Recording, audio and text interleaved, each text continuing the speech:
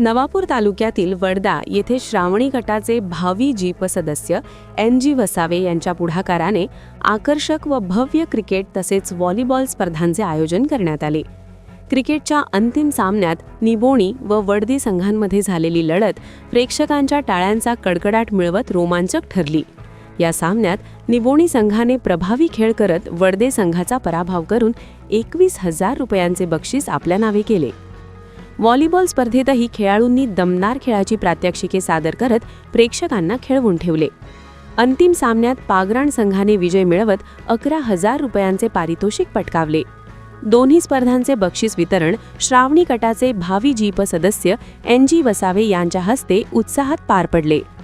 कार्यक्रमास सोनपाडा सरपंच पिंटू नाईक, निजापूर माजी सरपंच मालसिंग वळवी, ढोक सरपंच सुनील वळवी, शिरवे उपसरपंच अरविंद वळवी, मौलीपाडा येथील वीरसिंग वळवी, अभियंता अतुल वसावे, वरडा सरपंच रवींद्र वळवी आदी मान्यवरांची उपस्थिती होती।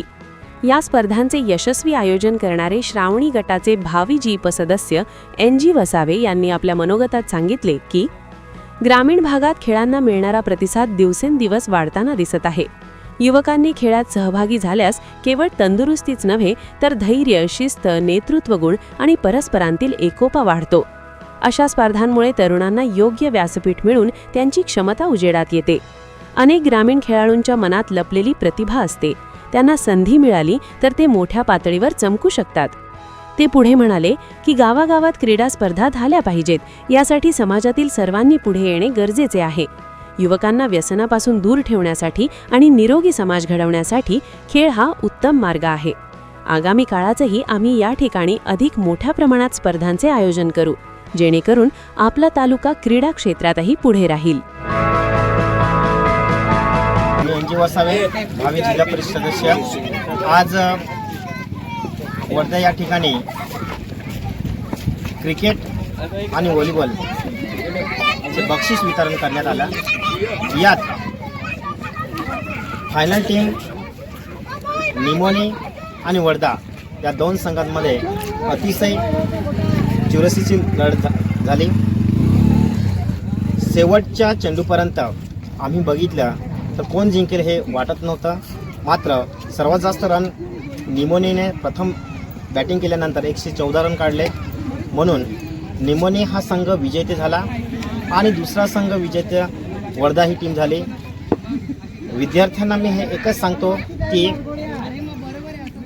हारजीत होत असते, जर त्याने सातत्याने परिश्रम जर केला तर मला 100% गॅरंटी आहे नंदुरबार जिल्ह्यातील जेवढे पण प्लेयर्स आहे आणि खेळाडू आहे हे जास्तीत जास्त क्रिकेट नंतर व्हॉलीबॉल, खो खो आणि खेळांमध्ये प्रावीण्य मिळवतील।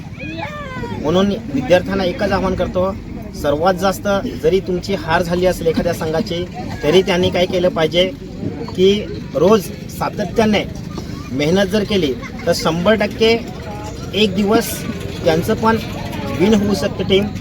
आणि आमच्या संपूर्ण आयोजकांना जेवढी जास्त मेहनत केली त्यांनासुद्धा आम्ही आभार व्यक्त करतो की भरपूर म्हणजे उदाहरणार्थ 1 महिना परिश्रम केला असेल, ग्राउंड तयार करण्यासाठी असेल आणि आयोजक असतील, अंपायर्स असतील आणि गावाचे सरपंच असतील, उपसरपंच असतील आणि सदस्य असतील आणि मान्यवर असतील, यांनासुद्धा आमच्या टीमच्या वतीनं त्यांनासुद्धा आभार व्यक्त करतो।